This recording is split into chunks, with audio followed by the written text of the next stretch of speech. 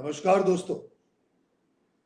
पिछले 6-7 महीनों से पूरा विश्व इस कोविड-19 महामारी से ग्रस्त है और संपूर्ण मानव जाति के समक्ष एक आपदा की घड़ी है। लेकिन इतिहास गवाह है कि जब इस मनुष्य पर कोई आपदा या संकट या मुसीबत आई है तो उसने हमेशा डटकर इसका मुकाबला किया है और इस मुसीबत पर विजय प्राप्त की है। चाहे वो मिडीवियल टाइम क्यों ना हो, 2 वर्ल्ड वॉर्स क्यों ना हो, द ग्रेट डिप्रेशन का पीरियड क्यों ना हो, the human race has always bounced back. दोस्तों, आवाम को प्रोत्साहित करने में, जनता को प्रेरित करने में, उनका मनोबल बढ़ाने में खास तौर पर कलाकारों का, आर्टिस्टों का एक विशेष योगदान रहा है। कलाकार यानी actor, writer, director, musicians, singers, dancers, painters, writers, sculptors, आप जो भी कहें, इन सब का बहुत बड़ा योगदान है। इन सब कलाकारों ने अपनी कला के क्षेत्र से, अपने उस कला के माध्यम से लोगों को प्रोत्साहित किया है, प्रेरित किया है, उनका मनोबल बढ़ाया है। आप देखिए, जब मिडिवल टाइम के बाद जब रेनेसां का पीरियड आया तो माइकल एंजेलो और दा विंची ने इतिहास रच दिया।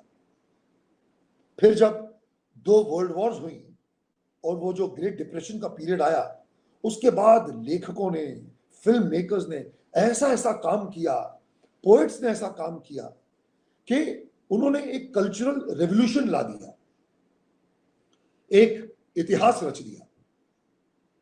आप देखिए, आप जो हैं वो हमारी फ्रीडम स्ट्रगल को ही ले लीजिए। जो हमारी फ्रीडम स्ट्रगल थी उसमें एक राइटर हुए हैं डॉक्टर आलमा इकबाल। क्या वो इनकलाबी शायर थे, क्या लिखते थे। उनका एक गीत आज भी मेरे जहन में है कि सारे जहां से अच्छा हिंदोस्तां हमारा, हम बुलबुलें हैं इसकी ये गुलसिता हमारा। वाह, क्या गीत लिखा, लोगों को उन्होंने प्रेरित किया। उनका एक बहुत ही खूबसूरत एक इनकलाबी शेर था जो मुझे आज भी याद है। वो यूं था कि ना समझोगे तो मिट जाओगे ऐ हिंदोस्तां वालों, तुम्हारी दास्तां तक न रहेगी दास्तानों में। वाह। तो इस तरह का काम लोगों ने किया, लोगों को प्रेरित किया और फिर हमारे पूर्वजों ने अंग्रेजों के खिलाफ अपनी आजादी की जंग लड़ी। दोस्तों, मैं आप लोगों को बताना चाहता हूं कि ये जो कलाकार जो हैं, ये कलाकार क्या हैं। मेरा मानना यह है कि जो कलाकार हैं ये कोई साधारण मनुष्य नहीं है, ये साधारण मानव जाति नहीं है, ये गंधर्व है। इन्हें ईश्वर ने नवाजा है, इन्हें ऐसे शफा दी है, ये मनुष्य की श्रेणी से ऊपर है। ये कोई म्यूजिक के क्षेत्र में हो सकता है, कोई फिल्म के क्षेत्र में हो सकता है, कोई डांस के क्षेत्र में हो सकता है। ऐसे और ये जो सारे के सारे जो लोग हैं ये वंदनीय हैं, मैं इन्हें प्रणाम करता हूं। अब आप देखिए, जैसे कि आप देखना चाहें हमारी फिल्म इंडस्ट्री में ले लीजिए, अगर एक्टिंग के क्षेत्र में देखें तो दिलीप कुमार साहब हैं, अमिताभ बच्चन साहब हैं। अगर डायरेक्टर्स में देखें तो सत्यजीत रे साहब हैं और राज कपूर साहब हैं। फिर अगर आप राइटर्स में देखें तो भगवती चरण वर्मा जी हैं, श्याम नारायण पांडे जी हैं, मैथिली शरण गुप्त जी हैं, रामधारी दिनकर जी हैं, मुंशी प्रेमचंद जी हैं, डॉक्टर आलमा इकबाल साहब हैं, गालिब साहब हैं। अगर आप वेस्ट में भी देखें तो माइकल एंजेलो है, दा विंची है, डांस के क्षेत्र में माइकल जैक्सन है, और अगर गाने में देखें तो लता बाई हैं, क्लासिकल म्यूजिक में पंडित भीमसेन जोशी साहब हैं, बड़े गुलाम अली खान साहब हैं, फिर कई किशोरी अमोलकर जी हैं, इन्होंने हर क्षेत्र में ऐसा मुकाम हासिल किया है, ऐसे इस तरह लोगों को प्रेरित किया है। और सबसे हमारे जो आज जो हमारे लिविंग लेजेंड हैं, जो पद्म विभूषण हैं, पंडित बिरजू महाराज साहब, तो इन्होंने ऐसा ऐसा काम किया है जो वंदनीय है। तो दोस्तों, मैं आज इस लॉकडाउन के समय भी आप लोगों को यह बताना चाहता हूं कि कलाकार जो है वो अपनी कला के माध्यम से लोगों का मनोरंजन करता आ रहा है, उनको प्रेरित करता आ रहा है, उनकी प्रेरणा का स्रोत बनता आ रहा है। तो मैं आज आप लोगों को 4 ऐसे कलाकारों से मिलवाना चाहता हूं, उनसे रूबरू होना चाहता हूं। मैं चाहता हूं कि वे अपने एक्सपीरियंसेस आप लोगों के साथ शेयर करें और आप उनकी बातों का लुत्फ उठाएं। तो वे 4 कलाकार कौन हैं, ये मैं उनके नाम आप लोगों के समक्ष लेना चाहता हूं। तो सबसे पहले हैं योगेश समसी जी, जो एक प्रख्यात तबला वादक हैं। दूसरे हैं Raghu Dikshit ji, he is a young vibrant musician. तीसरे हैं एक यंग उभरते कलाकार सिद्धांत इस्सर। और तीसरे हैं त्रिभुवन महाराज। तो सबसे पहले मैं आप लोगों के सामने योगेश समसी जी को पेश करना चाहता हूं, जो कि एक अपने क्षेत्र में महारथी हैं। इन्होंने 4 साल की उम्र से तबला सीखना शुरू किया।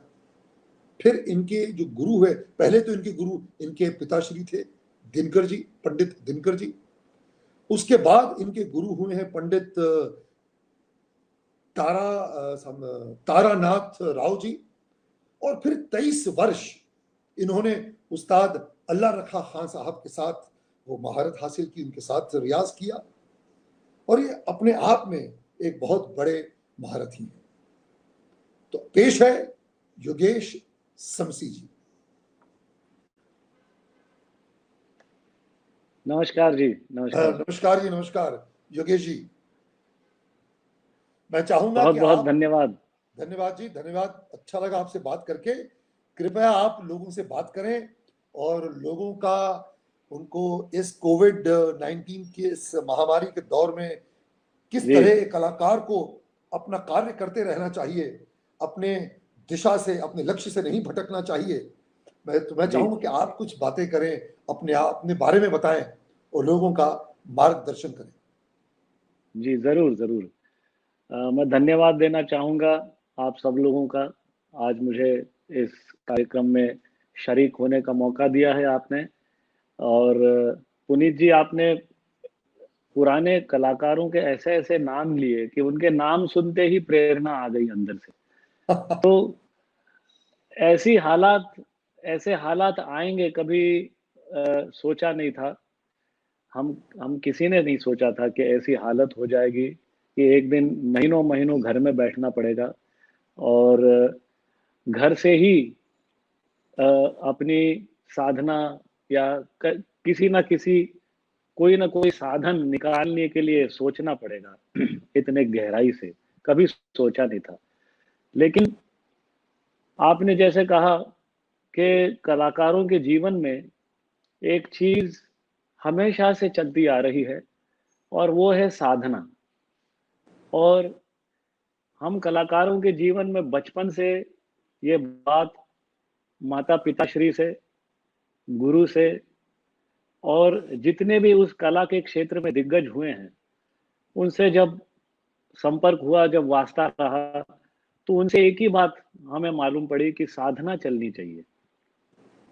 तो मेरे ख्याल से जो जिंदगी में भागदौड़ मची थी इतने साल, और उस भागदौड़ में कहीं हमें हमारे कला के लिए जीने के लिए शायद समय कम पड़ा होगा या कम मिला होगा। कई बार ऐसे होता है, भागदौड़ होती है, आना जाना होता है, प्रोग्राम होते हैं, लोगों से मिलना जुलना होता है, बहुत सारी चीज़ें चलती रहती हैं। दिनचर्या ऐसे हो जाती है कि कभी कभी ऐसा लगता है कि अपनी कला के लिए हम ठीक से जी नहीं पा रहे हैं।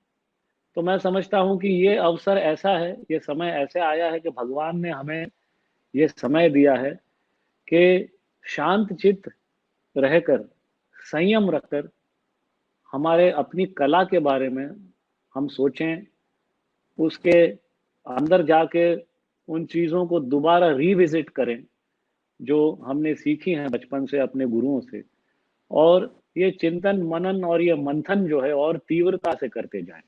ये मौका मैं समझता हूँ कि भगवान ने हमें दिया है। साथ ही साथ जी योगेश जी, बहुत खूबसूरत जो आपने बात कही, उससे मुझे एक वाकया महाभारत का याद आया। जी जी जब रणभूमि में वो क्या हुआ, जब द्रोणाचार्य की मृत्यु के बाद अश्वत्थामा जो थे ना, वो बहुत ही जोश और आक्रोश में, बहुत गुस्से में आ गए कि मेरे पिताश्री को इन्होंने धोखे से मारा है। अश्वत्थामा हतो गता नरो वा कुंज रवा। तो उन्होंने क्या किया, उनके तुणीर में ऐसा एक ब्रह्मास्त्र था, उन्होंने वो तीर छोड़ा, और वो ये था कि वो जितना मेटल होगा, जितने शस्त्र होंगे लोगों के हाथों में, वे उनको डिस्ट्रॉय करके वापस उसके तुणीर में आ जाएगा। और उसने वो मंत्र पढ़ के उस बाण को छोड़ दिया। अब उससे था कि पांडवों के जितनी भी सेना थी, सबके हाथों में शस्त्र थे, उनका विनाश अवश्यंभावी था। तो भगवान श्री कृष्ण ने तब अपनी सेना से और सारे पांडवों से कहा कि अब जो समय है, अपने आत्मसमर्पण करने का, अपने जितने आपके शस्त्र हैं उनको नीचे रख दो और शांत होकर चुपचाप बैठ जाओ, क्योंकि जो प्रहार जो आ रहा है, अगर आपके हाथ में शस्त्र हुआ, आपके हाथ में मेटल हुआ, तो आप डिस्ट्रॉय हो जाएंगे। आपको कुछ नहीं करना, चुपचाप आपने बैठ जाना है, निशस्त्र होकर बैठना है। तो पूरी पांडवों की सेना थी तो निशस्त्र होकर बैठ गई, और उन्होंने आत्म मनन किया, वो बैठे रहे, संकल्प किया, और वो जो शस्त्र था, जो उनपे जो वार आया था, वो विफल होकर वापस लौट गया। ये महाभारत में हुआ था। तो कहने का मतलब है कि इस कोविड-19 के वक्त भी ये जो महामारी जो चल रही है, हमें क्या है कि सोशल डिस्टेंसिंग का, इन आदेशों का पालन करना बहुत ही आवश्यक है, क्योंकि हमें बीमारी का पता नहीं है, क्या है बीमारी, नहीं, ये किस प्रकार का प्रहार हो रहा है, ये हमें नजर नहीं आ रहा है, क्योंकि वैक्सीन नहीं निकला। तो हमें वैक्सीन नहीं निकलता, हमें ये करना पड़ेगा। और सबसे खूबसूरत बात योगेश जी जो मैं समझता हूँ इस दौरान, यह कि आपको समय मिल रहा है अपने परिवार के साथ वक्त गुजारने का। आप मानेंगे, मैंने बहुत सही, अपने 40 वर्ष के कैरियर में 3 मील्स घर में अपने परिवार समेत कभी नहीं खाया। आज मैं ब्रेकफास्ट, लंच, डिनर अपने परिवार के साथ खा रहा हूं, और अपने वाइफ के साथ, अपने पुत्र के साथ समय गुजार रहा हूं। तो ये कमाल पीरियड है। और फिर इसमें खुद लिखने का काम, आगे क्या काम करना है, जब ये खुलेगा तो तीव्रता से हम काम करेंगे, हमें उस पर काम करना है। तो काम जो है, आप अपना रियाज मत छोड़िए। जैसे आप मानेंगे नहीं, मैं एक्सरसाइज करना नहीं छोड़ता। आज भी मैं 3 घंटे रोज व्यायाम कर रहा हूँ, मैं प्राणायाम करता हूँ, योग करता हूँ। मेरे घर का जो गैराज है, पर्सनल मेरा जिम बना हुआ है, मैं उसके अंदर एक्सरसाइज करता हूँ।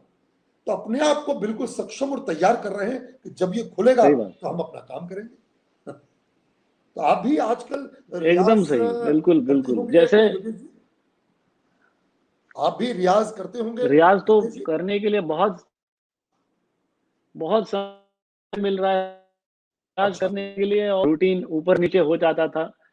आपने अभी आपका रूटीन जो समझाया, लगभग वैसे ही मेरा रूटीन हो गया है। So nice. और सुबह अपना योग करना, एक्सरसाइज करना, उसके बाद रियाज करना, परिवार के साथ ढेर सारा समय बिताना, थोड़ा बहुत घर में काम भी कर लेना, सफाई वफाई जो हम अपने घर के कामों में थोड़ा सा हाथ बटाना बहुत आवश्यक है, बहुत जरूरी है। तो अब आगे जाकर मैंने सोचा है कि मेरे पिताश्री से मुझे बहुत अच्छे खाने के रेसिपीज की भी तालीम हुई है, तो जरा उस पे भी हाथ लगा थोड़ा सा, तो ऐसा मुझे लग रहा है। मानेंगे तो कुछ रेसिपीज हमें भी भेजिएगा, क्योंकि मुझे खाना पकाने का बहुत शौक है। मेरी क्या है कि मतलब कहते हैं कि इंग्लिश में कहावत है कि man's way to a man's heart, तो लाइक तो my the way to a man's heart is through his stomach, my way to my heart is only through the stomach. तो अच्छा, मेरी पत्नी जो बहुत ही स्वादिष्ट खाना पकाती है, तो मैं बहुत ही सौभाग्यशाली हूँ, मुझे बढ़िया खाना खाने को मिलता है, मुझे खुद शौक जी है जी खाना जी। पकाने का। वाह वाह, जरूर जरूर। तो ऐसे मतलब लग नहीं रहा है कि दिन ऐसे बीत जाता है कि जी ये सब इन सब कार्यों में थोड़ा बहुत बच्चों को ऑनलाइन भी सिखा रहा हूँ, उनका भी मनोबल बढ़ाना चाहिए। मेरे जितने स्टूडेंट्स हैं जो इतने साल जी से सीख रहे हैं, उनका भी मनोबल थोड़ा सा ठीक रखना पड़ता है, इसलिए उनको भी सिखाते रहता हूँ, रियाज करता हूँ। और इसी में चिंतन मनन और मंथन से मैं अपने आप को भी सो मोटिवेटेड नाइस। रखता हूँ। तो मेरे ख्याल से इस कठिन समय में यही एक रास्ता है, इसी तरह से फोकस्ड रहना। और सो नाइस जिस योगेश जी। अब तरीके मैं से योगेश जी कुदरत ने आपसे हमें फिर ये आपसे आऊंगा, बात एक करूंगा। सबक सिखाया है, I think we need to recap our lives. जी जी। जी तो योगेश जी, अब मैं अपने दूसरे सेलिब्रिटी गेस्ट को बुलाना चाहूंगा। वो हैं रघु दीक्षित जी, जी हाँ। जो बहुत ही यंग वाइब्रेंट म्यूजिशियन हैं, एक म्यूजिक डायरेक्टर हैं, जो बैंगलोर से हैं। तो प्लीज दोस्तों, जी आप जी मिलिए रघु दीक्षित जी से। नमस्कार सबको। This is a very unusual, what do you say, congregation of people for me. मैं तो हमेशा, और मेरी हिंदी भी इतनी अच्छी नहीं है, मैं दूरदर्शन देख के सीखा था बचपन में, तो काफी ग्रामेटिकल मिस्टेक्स होंगे मेरे हिंदी में. So I will comfortably switch to English because I went to an English All right, medium school. perfect, all right. And my parents said, learn English properly. So I learned it properly. So I'll speak in Good, English good, very mainly. So I'm from Bangalore. People who don't know me mostly will not know me in these circles, especially in the class. I'm originally from Mysore and I live in Bangalore since last 2.5 decades now. I studied to be a microbiologist. I did my master's in microbiology long back, and then I worked as a scientist. But as a child, I learned classical dance, Bharatnatyam. I'm a Vidwat in Bharatnatyam. Oh, But my figure now does not endorse that fact anymore. So music became more of a hobby. Eventually, I fell in love with it. I never learned music formally, and it's my biggest regret. And I think that way, this particular pandemic has been a blessing for me. I must confess, the first month of pandemic was very tough for me. Uh, I had very serious mental health issues during this pandemic, actually. And I think it would be very wrong to just speak about what all amazing things we did during this pandemic. It is also important to talk about some of the issues that we faced as musicians, as artists. And I think for me, mental health was the biggest issue. I suffered a lot. And in the first month, all I did was just sleep on bed and watch Netflix and eat a lot of good food. I would cook myself and I would eat it. It was only after a month, while I was passing by my mirror towards the toilet, I realized I don't fit into the mirror anymore. So then I stood on the weighing machine and I realized, oh my God, I'm 116 kgs today. This was end of March. So immediately I called up a friend of mine who is a trainer and said, look, I think I'm in trouble now. I'm 116 kgs. So since April, I've been working out and regularly every day for about a couple of hours in the morning, and started watching what I was eating and took extreme lessons in nutrition. So I lost about 18 kilos since then, and today I'm weighing 97 kgs. So that has been the most amazing achievement for me during the pandemic. And with that also, my mental health became better and better. I also enrolled myself to a few different courses. So one thing I didn't do during pandemic so far is practice music or even compose music. I realized there are a lot of areas in me as a person that I need to rectify first before I can even think of what I should do with myself. So I enrolled into meditation. I enrolled myself into self-development courses, and I also did. I'm also doing a course in psychology, cognitive behavioral therapy, because while I was talking to my therapist and taking help, I realized it is such a blessing for someone like a therapist to help people who are in trouble, who are seemingly very well to look at, who are very happy from the outside, but within inside, they're slowly breaking down.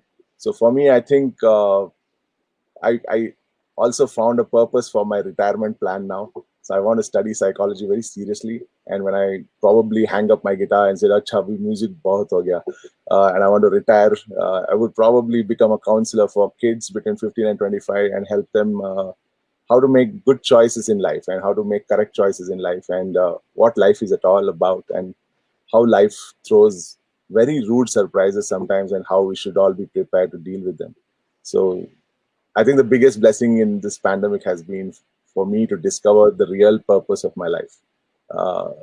Being an artist, going on stage and entertaining crowds, earning fans and money and fame, and social media glamour, all that now seems to be very small in front of the actual purpose that I figured out now for myself.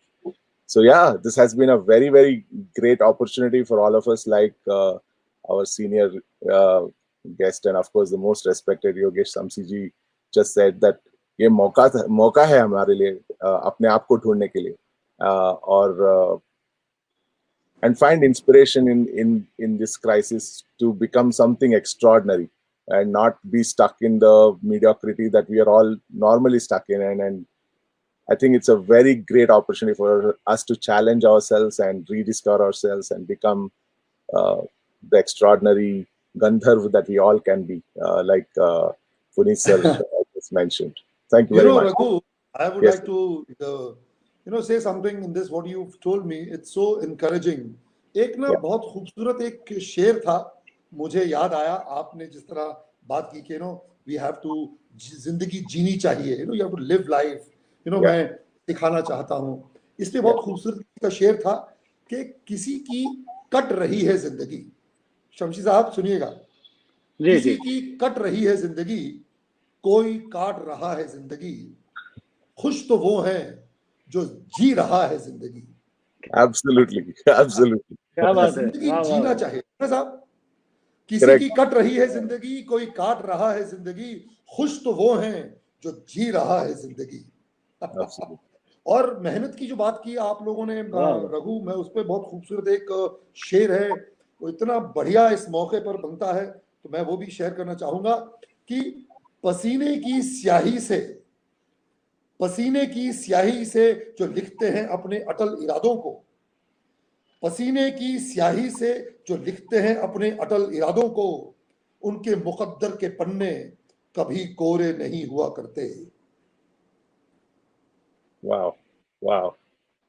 It took some time for me to understand that, but I understood finally. Like people who work hard, जो काम मेहनत करता है, वो अपना मुकद्दर खुद लिखता है. He writes, the person writes his own destiny. That's what I wanted to say. Very nice speaking to Raghu. अब मैं अपने तीसरे जो गेस्ट हैं, एक यंग उभरते एक एक्टर हैं, कलाकार हैं, जिनका नाम है सिद्धांत इस्सर. ये मेरे फर्जंद हैं, मेरे पुत्र हैं, तो मैं इनको आपके समक्ष लाना चाहूंगा. प्लीज वेलकम सिद्धांत Issar. So hi guys, how's everyone? Yes, firstly मैं ये कहना चाहूँगा that I'm honored to be a part of this with Raghu ji and Yogesh ji, because they are much more senior to me, और in opposed to them मेरी तो journey अभी बस शुरू हुई है as an actor. I'm only 25 years old, and एक नाटक है महाभारत an epic tale जो मैंने अपने फादर के साथ मिलके लिखा है, and Tribhuvan, his mom, Ruby Man, they all have seen the play, and I played the younger version of Duryodhan in that. So Dad and I both share stage together, and it's a funny thing because जब मैं पैदा हुआ था तभी Mahabharat TV show अपने उरूज पे था, अपनी प्राइम पे था. तो the nurse had told the moment I was born, कि Junior Duryodhan is born. And funnily, the first role, I mean, I've been doing theatre for the last 10 years. I've been in London School of Drama. I studied acting in New York. But the first role which gave me a lot of recognition was as Junior Duryodhan. So it's India's #1 play today, and I'm very proud to be a part of that and also be one of the writers of the play. But coming to the lockdown, I am a little disappointed because I think 16 shows got cancelled. You know, we had like some 16 shows in April, March, April, May, June, and now everyone's sitting at home. But जहाँ हमने artist की बात की, तो कहते हैं ना कि एक आर्टिस्ट जो होता है वो कहीं से इंस्पिरेशन लेता है और उसको अपने आर्ट में इन्वॉल्व करता है और आगे इंस्पिरेशन देता है. So since I'm a writer, I would like to share I've made a short film during this lockdown, following all lockdown rules, wearing masks and gloves and everything. I've written and directed the short film, and I've also acted in it, and it's on suicide prevention. So ये जो concept था, ये मेरे mind में आया था May में, when the first major suicide had happened. And see, what's happening is, इस लॉकडाउन के टाइम में ना सबके माइंड में बहुत सारी चीजें चल रही हैं, एंड वो प्रॉब्लम्स एंड जो बाकी आम जिंदगी में हमें परेशान नहीं करती, अभी हमें चुभ रही है. And as artist, you know, we are creative people, we have very imaginative brains. So when you see actors going and committing things like this, because our brain can imagine beautiful things as writers, but it can also imagine the worst things, you know. So imagination can be a God's gift, it can also be a disease. So इस basis पे मैंने ये जो हुआ है, you know, the mental effect of lockdown, उस पे I made a very nice short film which you'll be very soon seeing on a OTT platform. And I think mostly on Netflix it will be. I'm in talks with Netflix right now. And other than that, I would like to say कि, you know, इस वक्त पूरी दुनिया jail में बंद है, ठीक है, हम सब जेल में बंद है क्योंकि हमारे घरों में हम, it's like a jail, we can't go out. But अगर आप देखेंगे कि जब इतिहास में जाएंगे तो जब महात्मा गांधी जेल में थे, उन्होंने सत्याग्रह शुरू किया था. He came up with the concept of satyagraha when he was in jail, which changed the world. I mean, he's not the ideal example, but if you think of Adolf Hitler, okay, he wrote the book Mein Kampf when he was locked up in jail, and that book changed world history. You know, Nelson Mandela read Gandhi's work when he was in jail. So right now, all of us, all these creative people, creative minds of all ages, they're all locked up in our houses, which is jail. So I think this is the best time to come up with the best form of creativity. And as Raghu sir said, you know, कि generally हम अपनी जिंदगी की जद्दोजहद में इतने busy होते हैं कि हमें टाइम नहीं मिलता. जो योगेश जी ने भी कहा कि यही तो वक्त है, I mean, ये जो वक्त है ये एक आर्टिस्ट के लिए एक वरदान है कि इस टाइम पे आप रियाज करो, आप प्रैक्टिस करो, you become the best version of yourself. Like Raghu lost a lot of weight, Yogesh ji is teaching people online. I personally, I've been writing scripts, I made this short film, I'm making another short film, you know, with all the limitations. I've worked on a script I want to pitch, I've been working on my craft as an actor. So I think this is the best time, हमें ये करना चाहिए. और you know, Tribhuvan is also a part of this chat, and I'm also a part of this chat. So आजकल अगर आप social media पे जाएंगे तो एक टॉपिक बहुत ट्रेंडिंग है, वो टॉपिक है nepotism. So I would like to throw some light on that topic, you know, because there are two things. One is nepotism. The second is legacy. Okay, जिसे हम कहते हैं परंपरा, like there is Birju Maharaj परंपरा. Okay, legacy, धरोहर, heritage. It is something you carry forward from your father. Your father carried forward from his father. Like my grandfather was a director and a writer. My father is a actor, writer, director. I'm an actor. I'm just starting off, and I'm also a writer. तो ये क्या होता है ना, एक lineage होता है जो how we look like our parents, हमारी शक्ल नैन नाक सूरत उनसे मिलती है. And अभी जैसे त्रिभुवन है, he's a 9th generation dancer in Kathak. So ऐसे में क्या होता है ना, we have to carry forward the torch from our parents, and we ourselves have a lot of challenges that we are faced with. You know, अभी जब मैं stage पे जाता हूँ परफॉर्म करने, उसी प्ले में मेरे साथ मेरे फादर परफॉर्म कर रहे हैं, okay, as Duryodhan. I'm also performing as Duryodhan. So comparison is there. तो बाकी कोई एक्टर जाएगा, he can give 50%. Nobody. But for me, I have to give 200% every time I go on stage. Same thing applies to Tribhuvan, because एक Kathak dancer है, सीख के आया है, वो चल यार आज मूड नहीं है, आज मैं 50% कर देता हूँ, कोई बात नहीं. But Tribhuvan is going to be viewed with a magnifying glass because of the lineage he carries. So it is a challenge for us, which we have to deliver, and of course, the final decision lands in the hands of the audience. You know, when I go on stage and they clap for me. When Tribhuvan will perform on stage, तालियां तो वो बटोरेगा ना. His father or his grandfather can't come and perform for him. My father can't perform for me. He can teach me acting. He can teach me what to. That's the only advantage I have.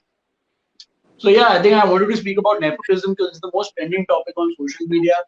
And बाकी सबने बहुत कुछ बोला है lockdown के बारे में. जितना एज एन आर्टिस्ट इस फेज में मैंने किया, एक शॉर्ट फिल्म बनाई है, मैंने आपके साथ शेयर किया, 1-2 स्क्रिप्ट्स पे काम किया है, और अपने टैलेंट पे, अपने हुनर पे, इन दीज लिमिटेशंस में जो कर सका मैंने किया है. Thank you. So nice. तो अब दोस्तों, मैं आप लोगों के सामने हमारे चौथे जो सेलिब्रिटी गेस्ट हैं त्रिभुवन महाराज, उनको बुलाना चाहूंगा. उनसे पहले मैं बताना चाहता हूं कि उनकी लीनिएज क्या है. वे पद्म विभूषण पंडित बिरजू महाराज जी के सुपुत्र पंडित जय किशन जी महाराज के पुत्र हैं. इनकी जो लीनिएज है ये 9th जनरेशन से चली आ रही है. तो दोस्तों, आपके समक्ष पेश हैं त्रिभुवन महाराज. नमस्कार. जी, सबसे पहले तो मैं बिरजू महाराज परंपरा की तरफ से सभी दर्शकों का सादर आमंत्रण करता हूं, क्योंकि बिरजू महाराज परंपरा मेरे माता पिता, जो कि मेरे गुरु भी हैं, उनके द्वारा चलाई गई एक संस्था है. नाम इसका इतना, आई थिंक इससे अच्छा सुंदर नाम एक संस्था का नहीं हो सकता, इतना एप्ट नाम एक संस्था का नहीं हो सकता कि ये पंडित बिरजू महाराज जी की ये परंपरा है जिसको हम आगे लेके चल रहे हैं. उनसे सीखी हुई तालीम, उनके बताए हुए रास्ते, जिस तरीके से उन्होंने शागिर्द पे शागिर्द खड़े किए सबके लिए इस दुनिया में, I think he so much for this art. I am really honored. I'm really honored कि मैं इस फैमिली का एक हिस्सा हूँ. और मुझे नवी पीढ़ी का, जैसा आपने कहा, नवी पीढ़ी का प्रतिनिधि की तरह प्रतिनिधित्व करने का मुझे एक मौका है. और मैं एक्चुअली कहूंगा कि जो सबसे बड़ा ऑनर मुझे है वो इस समय मिल रहा है जब मेरे समक्ष इतने मजे हुए कलाकार, इतने अच्छे कलाकार मेरे साथ जुड़े हुए हैं, यहाँ सामने हैं मेरे. और पूरी दोपहर आज मैंने सिर्फ यही सोचने में लगाई कि जब एक बार मेरे सामने सब लोग होंगे तो मैं उनसे क्या पूछना चाहता हूँ, मैं क्या किन चीजों के बारे में ना पूछ लूं उनसे. मैंने पूरे टाइम सिर्फ पूरी दोपहर बैठ के यही सोचा कि थोड़े सो जाऊं, पर फिर मेरा दिमाग नहीं सोया. मैं लेटा रहा पर मेरा दिमाग नहीं सोया. तो हाँ, जहां तक पैंडेमिक की बात है, जहां तक मैं बोलूं कि भाई कोविड जहां तक एक इशू है, वो एक ऐसा इशू है जो पूरी दुनिया पे बहुत बुरी तरीके से बरसा है. हमारा देश तो इसकी चपेट में आया ही है, लेकिन इसके साथ साथ बहुत पूरा का पूरा विश्व है, हमसे ज्यादा बुरी हालत में भी हैं. कई जगहें यूनाइटेड स्टेट्स ऑफ अमेरिका है जिनकी हालत हमसे भी ज्यादा खराब है. और इस दौरान एज एन आर्टिस्ट मुझे सिर्फ यही लगता है कि क्या हम लोग को रुक जाना चाहिए? क्या is this a wake up call कि हम लोग को ये जो भागने दौड़ने वाली जिंदगी है, जैसा आप सबने कहा ऑलरेडी, इस बारे में हम लोग ने बहुत इन डिटेल बताया कि एक आर्टिस्ट की जिंदगी कैसे चल रही है, सो उसके आगे मेरा कुछ कहना बनता नहीं है। पर क्या हम लोग को ये है कि इसके आगे जितना भी वी वांट टू डू, क्या should we stop that development? क्या हम रुक जाएं, या हम इस लॉकडाउन का फायदा उठाएं, और फायदा उठाने के उसमें हम इतना अपने काम पर, अपने कला को तराशें, उस तरीके से तराशें कि जब ये लॉकडाउन खुले, जैसे पुनीत जी ने कहा कि पूरी ताकत से वापस आना, तो क्या हम उस चीज को हम लोग ज्यादा फोकस करेंगे? तो इसको लेकर बेसिकली मेरा एक जो लाइफ में चेंज, जहां तक मैं कहूं, वो यही आया है कि क्योंकि गैदरिंग अब अलाउड नहीं है, तो हम जैसे लोग जो फ्रीलांस डांसर्स हैं, वो ऑडियंस बेस्ड होते हैं, ऑडिटोरियम बेस्ड होते हैं, और वो क्योंकि बंद हो चुका है, वो साधन बंद है, तो मैं कहूंगा कि हम लोग चाहे घर पर ही बैठे हैं, पर हमारा रियाज किसी प्रकार से नहीं रुकता है, और एक रियाज ही है जो हम लोग को उस पॉजिटिव दिशा में लेके चल रहा है कि हाँ ठीक है, एक इसका एक नकारात्मक साइड है, एक सकारात्मक साइड है, पर वो आपके दिमाग पर है कि आप उसको नकारात्मक तरीके से लेके जाना चाहते हैं कि you want to do something productive, you want to create something out of this pandemic when you are alone and when nobody is looking or nobody is expecting you to be present anywhere. तो मैं बस अब कुछ सवाल ऐसे ही हैं, एक आध सवाल हैं जो मैं आप सभी से पूछना चाहता हूँ। मैं सबसे पहले पुनीत जी से ही थोड़ा सा शुरू करना चाहूंगा। पुनीत जी, सबसे पहले मैं आपसे ये पूछूंगा कि आपने इंडस्ट्री को बहुत कई दशकों से आपने देखा है, the development in the industry, किस तरह की तकनीक इस्तेमाल की गई, या कैसे भी प्रकार के जो हम लोग के जो तकनीक थे पुराने, या एक डायरेक्टर और एक एक्टर के बीच का जो रिलेशन है, इस तरह की जो चीजें वो I think they have changed a lot in this decades of your experience that you have gathered. तो आप थोड़ा सा मुझे उस बारे में बताइए कि उस समय की इंडस्ट्री और आज की जो इंडस्ट्री है, इसमें क्या कंपैरिजन है, आप कैसे उसको कंपेयर करेंगे? How is that a different version now in itself? You know Tribhuvan, एक जब आप बात कर रहे थे ना, मुझे एक सडनली एक चीज याद आई, मैं आप लोगों के साथ वो शेयर करना चाहूंगा कि you know the earth is rebooting, the earth is rebooting. ये जो प्रकृति है अपने आप को ये रीबूट कर रही है। अगर आप देखें तो जो वातावरण है वो बहुत बढ़िया हो चुका है, पोल्यूशन कम हो गया है, गाड़ियां कम चल रही हैं, लोग बाहर कम हैं, लोग कार्बन डाइऑक्साइड बाहर कम ब्रीथ कर रहे हैं, समंदर देखिए, पानी देखिए, साफ हो चुका है। सो ये it's nature has its own way of doing things. So जो भी कुदरत ने हमें दिया है, हमें उसे एक्सेप्ट करना चाहिए और उसका हल ढूंढना चाहिए। ये तो बहुत जरूरी है और बहुत ही पॉजिटिव सेंस में से लेना चाहिए, और अपना रियाज कहो, अपनी मेहनत कहो, अपना जो है, अपने जो आपको जो लक्ष्य है उससे आपको नहीं हटना चाहिए। ये तो पहला मुझे बहुत जरूरी है अपने दर्शकों के साथ से शेयर करना। और दूसरी बात जो अपनी फिल्म इंडस्ट्री की कही देखी, क्या है कि जो बेसिक ग्रामर चेंज नहीं होती, you make a good film और you make a bad film. Technology अवश्य बढ़ गई है, अब क्या है कि टेक्नोलॉजी ऐसी आ गई है, बहुत कुछ कर सकते हैं, बट जो बेसिक जो रूह है, एक अच्छा लेखन, अच्छा डायरेक्शन, वो बहुत जरूरी है। जो 9 इमोशंस हैं आपको उनका ध्यान रखना चाहिए। अब क्या, पहले ये फिल्म थी, फिर एक टेलीविजन आया, टेलीविजन के बाद एक वीडियो कैसेट्स आ गए, वीडियो कैसेट्स के बाद डीवीडीज आ गए, डीवीडीज के बाद आप देख रहे हैं कि आजकल पेन ड्राइव आ गया। अब क्या ओटीटी प्लेटफॉर्म में डायरेक्टली फिल्में रिलीज हो रही है। लेकिन अच्छी फिल्म अच्छी होती है, वो बुरी होती है। अच्छा एक्टर, अच्छा कलाकार होता है, वो बिल्कुल एक नॉर्मल लाइफ लाइक एक्टिंग करता है। अभी अमित जी को देखिए, वो उन्होंने पिछले 50-60 सालों से काम कर रहे हैं।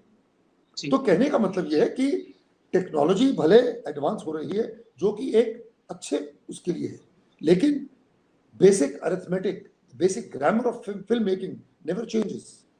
जी, you know, a good writer must keep writing good things. A director must attempt something new.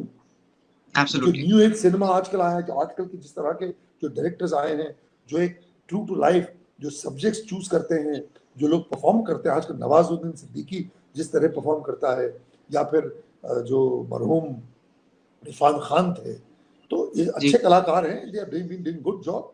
आप लड़कियों में देखिए अच्छे कलाकार हैं, so people are performing well, people are writing good stuff, people are directing good films and good producers are making good films. तो कहने का मतलब ये कि ये चलता रहेगा।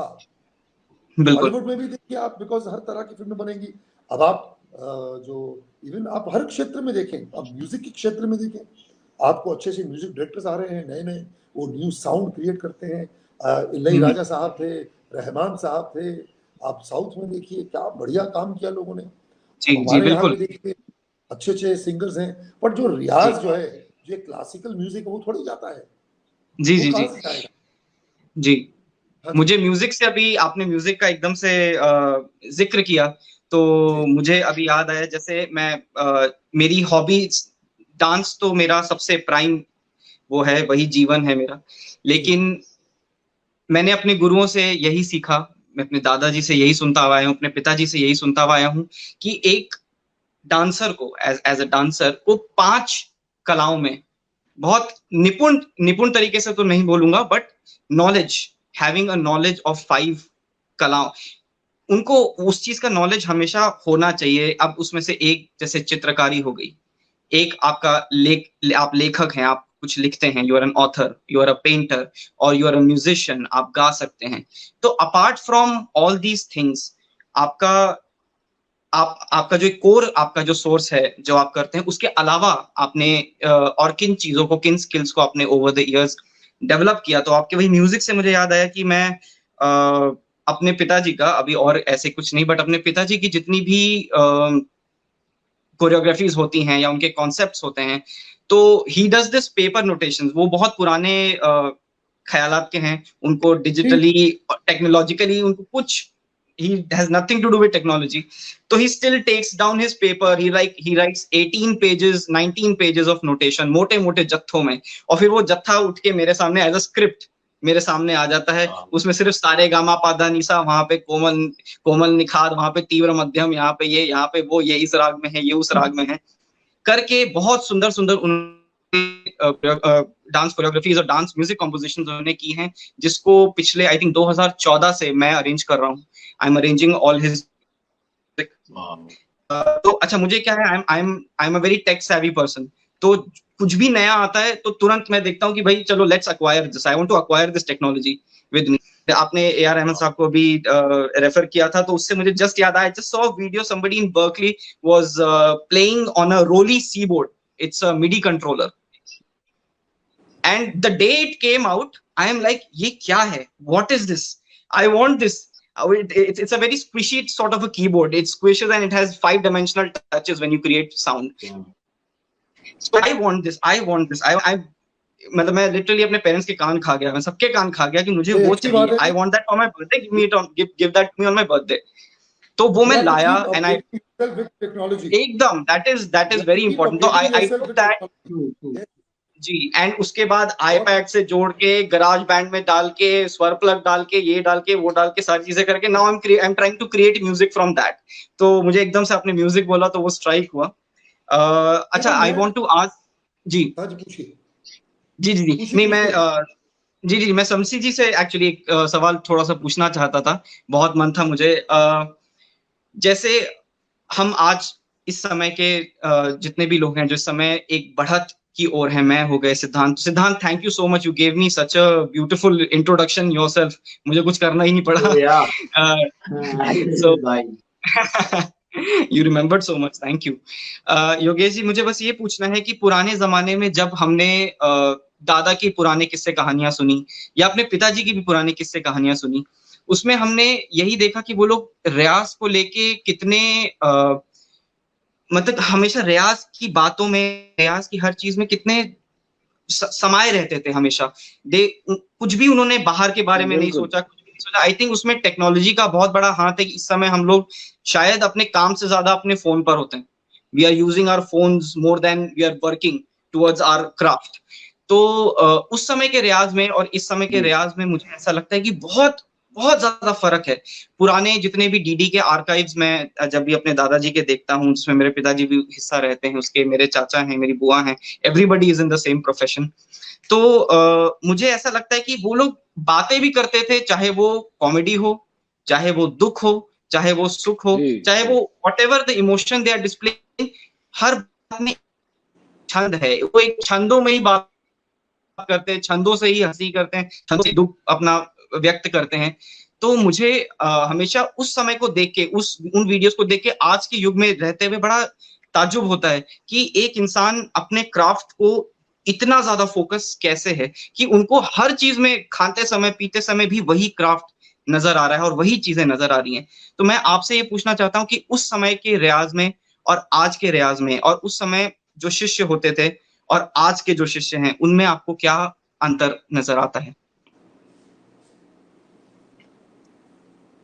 मेरी समझ से या मेरी नजर में जो कुछ मैंने देखा है, मेरे पिताजी का जमाना और लगभग महाराज जी का जमाना, पंडित बिरजू महाराज जी का जमाना लगभग एक ही था।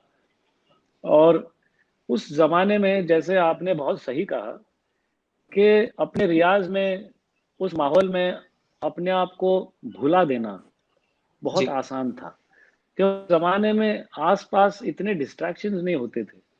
आजकल के जमाने में इतने डिस्ट्रैक्शंस, आप टेक्नोलॉजी की बात कर रहे हैं, टेक्नोलॉजी एक्वायर करने की बात कर रहे हैं, ये तो बच्चों में खास करके आजकल के नई पीढ़ी में ये टेक्नोलॉजी एक्वायर करने का एक अट्रैक्शन बहुत जोरदार है।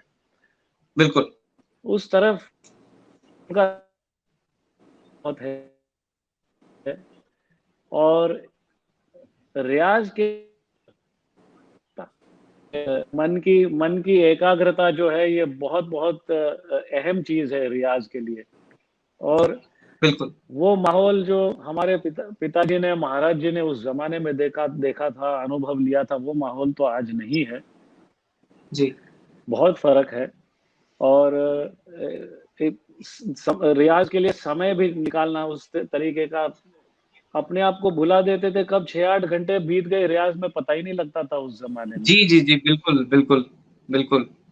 बहुत पुराने समय से मैंने सुना है कि रियाज करने के बाद बस कुछ ना कुछ आ जाता है चीज। जी जी, मैंने वही सुना है, पुराने जमाने में चिल्ला साधते थे। मुझे एग्जैक्टली नहीं पता कि उसका मतलब क्या होता है, पर चिल्ला साधा जाता था रियाज करने के लिए। हाँ जी, थोड़ा सा उसके बारे में बताइए। बिल्कुल बिल्कुल सही। देखिए, चिल्ला मतलब गोइंग इनटू सॉलिटरी कन्फाइनमेंट। उसका मतलब ये था कि 40 दिन गिन के सॉलिटरी कन्फाइनमेंट में आपको रखना और मोहल्ले में अनाउंस चीजों अपने रियाज से और अपनी पूरे कन्फाइनमेंट में चले गए ठीक वक्त। और it was an extremely intensive very intensive process. और मतलब कभी कभी मानसिक तौर पे भी लोग विचलित हो जाते थे, उसका असर इतना भी हो जाता था। जी बिल्कुल। It used to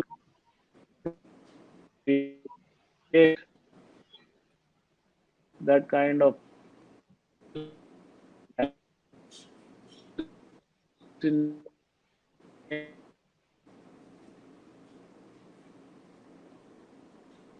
I think Yogesh ji का थोड़ा सा इंटरनेट कनेक्शन में इश्यू हो रहा है। आई थिंक फिर से आए जी जी। अब समय देखिए 50 आ गए। हाँ जी, मैं कहना चाहूंगा, थोड़ा सा कनेक्शन चला गया था जी। त्रिभुवन एंड जो मेरे 4 जो सेलिब्रिटी गेस्ट्स हैं, मैं सबसे मैं आखिर में ये कहना चाहूंगा कि आज का समय बहुत कम है, हमें इस तरह का एक बैंटर फिर करना चाहिए, मे बी और समय देना चाहिए। आप अपनी कला के बारे में, Raghu should Singh something for us, कुछ म्यूजिक सुनाएं अपना, आप कुछ नृत्य के बारे में कुछ बताएं, सिद्धांत डू सम पैसेज, और योगेश जी के तबले पे हमें कुछ सुनाएं, उसके लिए एक सेशन और करेंगे। पर आखिर में मैं सिर्फ लोगों से इतना कहना चाहूंगा कि कला जो है वो कभी नहीं मरती, कला अजर अमर है। You know, art never dies, and art is the greatest form of expression. अपने आप को अभिव्यक्त करिए, अपने अंदर के कलाकार को कभी मरने मत दीजिए। जी, यही मैं कहना चाहता हूं, कीप एक्सप्रेसिंग योरसेल्फ। एब्सोल्युटली। मेरे एक मित्र हैं, ही इज अ राइटर, मेरे छोटे भाई की तरह हैं, अतीक इलाहाबादी।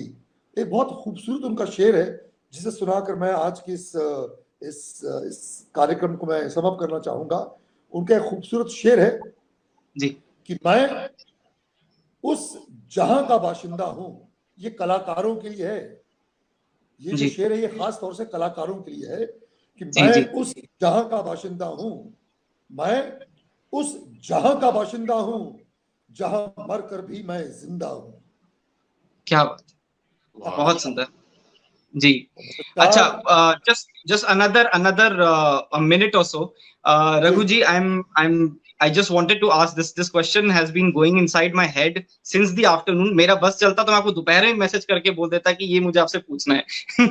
तो I just wanted to ask because मैंने कहीं पढ़ा और आपने भी शुरुआत में मुझे बताया था कि आप भरतनाट्यम से ताल्लुक रख चुके हैं, you have been pursuing Bharatanatyam in the early days, and then फिर currently you are in the front of the Raghu Dixit project. तो एकदम non commercial cultural classical field है और this is something which is very commercial. तो इसके जो बीच का switch है, the switch between yourself being I am a cultural person, मेरा ऐसा है कि मुझे commercial काम नहीं करना है, then I'm doing this commercial, I have to do this commercial work. इसके बीच में जो आपका switching है, how do you manage that? Because आपके, I would also come to your attire. It is so unique, that picture is so unique. There is a shirt, then there is a guitar, then there's a lungi, then there's chalangai. So I just keep wondering that this person is something else only. What क्या है ये? So, and then the beautiful songs that you have written, the beautiful compositions जो I keep going through YouTube, मैं करता रहता हूँ, वो सुनता रहता हूँ, देखता रहता हूँ। तो आप मुझे बताएं, how did you come up with your attire, वो idea, and also the switch between your commercial and non-commercial life? I think the more important question is about the switch. So I'll take that first. So I did grow up in a very orthodox South Indian family, wherein I have to only study and very little time was even given to play, you know. So to keep me busy, and I used to be a very energetic and naughty person, and I'm still at. So to keep myself busy, my dad and mom pushed me into several things. One, we were a joint family, and I used to have a little cousin sister who used to learn dance. But I used to hate her as a child. We were always fighting with each other. So one day she was practicing in the house, का जो living room है वहाँ पे, and there was nobody at home. So I saw this as my opportunity to bully her. So while she was practicing, I went and stood in front of her and started imitating her and making fun of her. But I didn't realize that quietly my dad has entered and he's watching me from the room का जो window है वहाँ से देख रहे हैं. But from far he misunderstood my imitation as talent. Wow. And to my horror, next day evening I'm crying in the middle of 12-13 girls, and my father's angry eyes are staring at me, and my dance teacher Srimati Nandini Ishwar, जो बहुत ही very very nice motherly teacher है, और I learned dance from her for all the 18 years that I was. I never switched teachers. I mean, I in fact stopped dancing because I couldn't find another teacher like her in Bangalore when I shifted here for work. So dance का जो entry हुआ वहाँ से हुआ, and then slowly I started developing interest because I started getting attention from people. So I started loving it as an artist, and then I went on to study till my final Vidwat grade examinations. But ये switch जो हुआ है classical dance से music का, वो भी एक बहुत ही इंटरेस्टिंग स्टोरी है. मैं कॉलेज में सेकेंड ईयर डिग्री कॉलेज में मैंने परफॉर्म किया 5 मिनट का dance piece because my professor was very insistent that I should perform. So I performed and I was backstage removing my makeup. My classmate Jeffrey, who used to play guitar and sing English songs, he came and started making fun of me. ये क्या लड़के होके तुम काजल पहन के lipstick पहन के dance करते हो, you know, why don't you see me, this is so macho to hold a guitar and sing an English song. तो मैंने एंगर में उससे चैलेंज लगाया कि मैं 2 महीने में उसका 2 टके का इंस्ट्रूमेंट मैं बजा के दिखाऊंगा. So it started with a stupid, silly challenge, but in 2 months I managed to learn few chords and I could sing. And I realized in these 2 months that I have a voice. And once I discovered my voice, I discovered freedom too.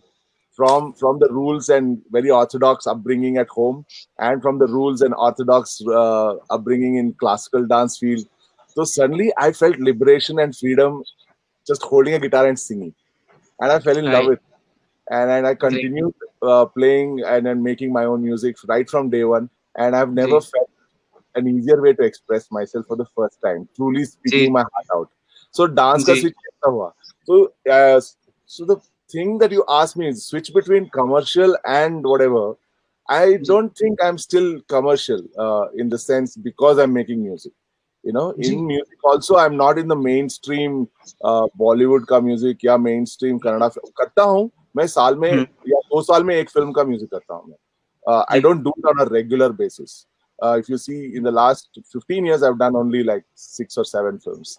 So the rest is all into making taking ancient folk poetry from my state in Karnataka and making contemporary music to it so that I can reach the old poetry to the younger generation. And today all of Karnataka is singing to songs which are written in 17th century and 18th century. So people sing Kabir now in a very modern way. I sing poetry written by a particular saint poet named Santa Shishunala Sharifa, who is known as Kabir of Karnataka. And I take poetry from old poets Karnataka is very proud of having 6 Gnanpith award-winning poets. So उनके सब poetry लेके मैं music करता हूँ. So I still feel and I don't think we should even divide कि commercial है, non-commercial है. Classical field में ही commercial और non-commercial भी है. You know? Absolutely. I agree. I think it's an irrelevant discussion when it comes to dividing the forms between commercial and non-commercial. So basically, there's no switch. Whatever keeps your heart happy and whatever keeps the hearts of the audience happy, but do it with a lot of dedication and sincerity, and that's about it. I think that's beautiful. What I would like. Beautiful. Thank you. Last question, absolutely, from Siddhant. Siddhant, you are definitely, in my situation. I would suggest that the closest a person can get to my situation is you. Yeah. Because आपके पीछे भी एक lineage चली आ रही है, and मेरे पीछे भी एक lineage चली आ रही है. There is certain sort of upbringing, the difference between upbringing that we have. आपके father, he's right here, he's listening, but मैं फिर भी I will ask कि was there any sort of pressure on you that you have to pursue acting? Because this is something that is coming in my family from such a long time. Yeah, this is something that I have taken the decision myself कि हाँ I would like to act. I want to become an actor or a script writer or director. Yeah. See, I'll tell you one thing. तो जब मैं school में था, I was a very good student, and I got 97% in my 10th. Then you know how it is. All मेरे सारे दोस्तों ने science लिया, तो yeah, मैंने भी science लिया. And science के बाद I made a switch to BMS. But मैं हमेशा से I did management. But मैं हमेशा से dramatics में involved था. You know? Okay. And क्या होता है ना, सबके घर की cultural environment होती है. जो हम genetics बोलते हैं ना, more than that is your environment. You know? Right. You're predisposed to do a certain kind of things. तो मैंने बचपन से अपने father को ब्रीफकेस लेके ऑफिस जाते नहीं देखा. मैंने देखा सुबह सुबह मेकअप मैन घर पे आता था, spot boy used to come and एक आइस बॉक्स बनता था और वो शूटिंग जाते थे, एंड फिर वो used to come back after pack up home. तो व्हेन जब वो आपकी लाइफ में एक स्टेज आता है ना कि आप कॉलेज खत्म करते हो and after college you go on for internships and placements. So I was getting very good placements, okay, because my marks were good and whatever. But when I visualize my life sitting on a desk and doing a 9 to 5 or 9 to 9, those are the corporate hours nowadays, I'm like, this won't happen. You don't see there was yourself a certain culture. there was a certain culture I was used to. You know, when my dad used to be shooting, he'll be shooting. When he's not shooting, he's gymming, and he's pumping iron.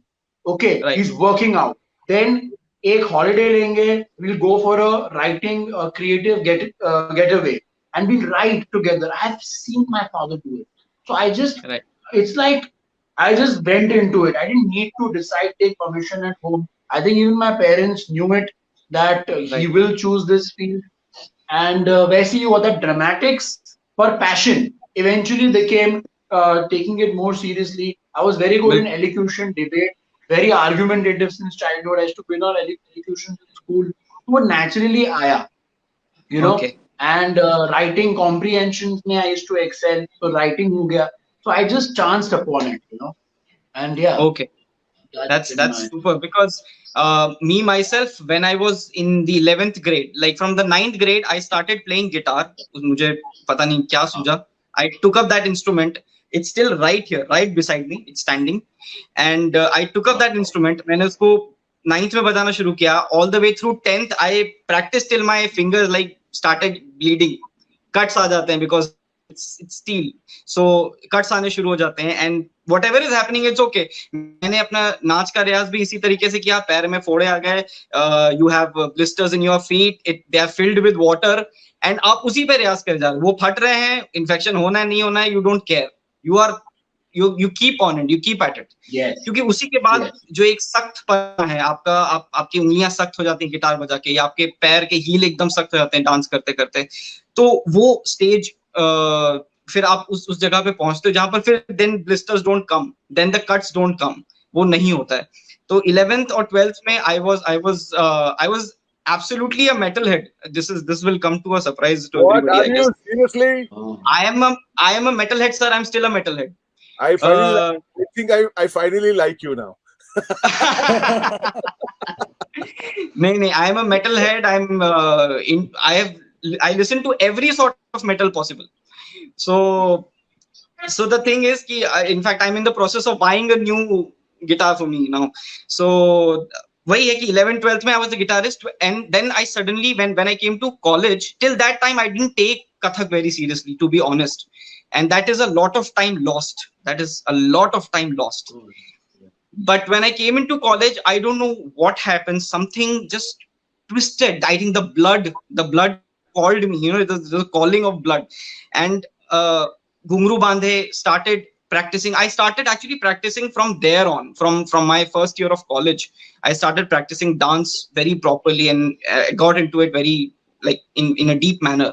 And 2000, I think 11 or 12, it was when I started. It was my first performance. जिसको हम मंच प्रवेश के तरीके से हम उसको मनाते हैं. It's like you enter the stage. Now you have entered the stage. तो वो हुआ. उसके बाद 2014 से लेके अब तक में there has been so many performances in like in India, abroad, workshops होते हैं. There are so many things.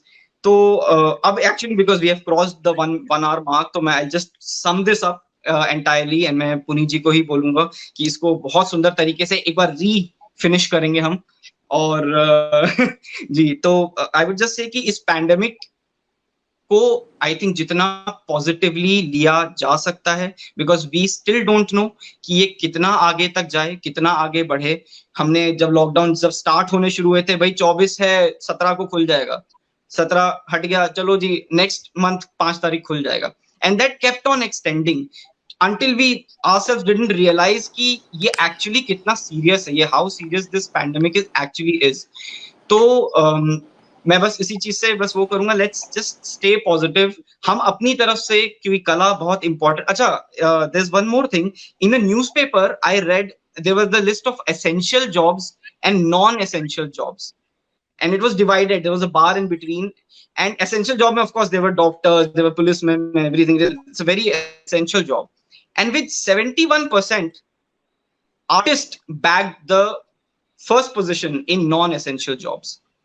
And I believed, and I thought कि ये ग्राफ जिसने बनाया है, this person who has designed this graph, the person editing this entire newspaper, वो कहीं पे वो छापता है, कहीं पे he's putting up a poster or something, he's also an artist.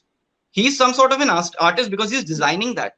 तो मुझे वो देख के इतना बुरा लगा कि आपको ये नॉन एसेंशियल जॉब लगती है, because I think artist out of everybody, artist जो है वो सबसे ज्यादा सकारात्मकता को इस समय फैला रहे हैं. They are the first primary person who are talking about positivity. Let's be positive. अच्छे गाने सुनो, अच्छा डांस देखो, अच्छा अच्छे काम करो, just right a beautiful thing.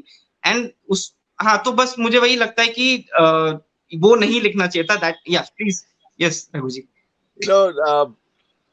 I think we should not get emotional about somebody's writing of or categorization of artists in a certain way. I think we are so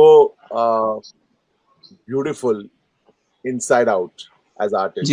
We can actually form our own opinions, our own imagination, and express through that. The rest of the world, what it says or what it thinks about us should never matter. We chose these fields, in fact, to prove someone wrong in our lives at some point of time. You know, it is so. When we have chosen this field and this path of life only to do, be off the mediocre paths. Yeah, the layman life. I don't think we should even waste time feeling bad about somebody's opinion about categorizing into something. A pinch of positivity from you. Tribhuvan, मैं पूरे चीज को बढ़िया तरीके से sum up करना चाहूंगा एक खूबसूरत शेर के साथ. जी. वो शेर यूं है कि हर राहे गुजर पे शमा जलाना है मेरा काम, तेवर है क्या हवा के ये मैं देखता नहीं. क्या हम अपना काम करते रहें, बस जो कलाकार है अपना काम करे, लोगों को प्रोत्साहित करे, उनका मार्गदर्शन करे, उनका मनोबल बढ़ाए. बिल्कुल. नमस्कार. Thank you so much for having me in this really special circle. It's very rare that I get into a talk show where such amazing artists are together. Usually, I find my kind of people only in my conversations. So this was a privilege and honor both for me, and an absolute pleasure. And I would look forward for more interaction in future. So please keep me in mind. Or I would just come and attend your webinars. It's our pleasure. I'm sure I will have a lot to learn from you guys here. So okay, guys. Bye. Thank you. Namaskar, Yogesh ji. Thank you. Good night.